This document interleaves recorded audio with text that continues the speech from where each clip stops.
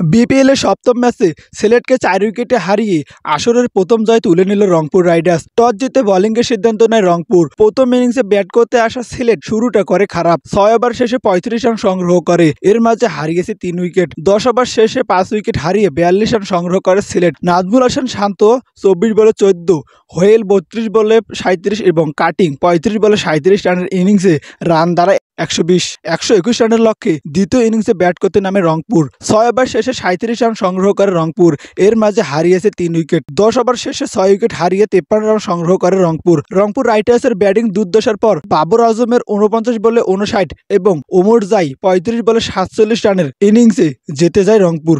এই নিয়ে আসরের প্রথমবার জয়ের মুখ দেখল রংপুর। অন্যদিকে সিলেটের টানা হার। এই ম্যাচ জয়ের নায়ক ওমর জাই বল হাতে ২ ওভার বল করে মাত্র ১০ রান খরচ করে এবং ব্যাট হাতে ৩৫ বলে ৪৭ রান নিয়েছে।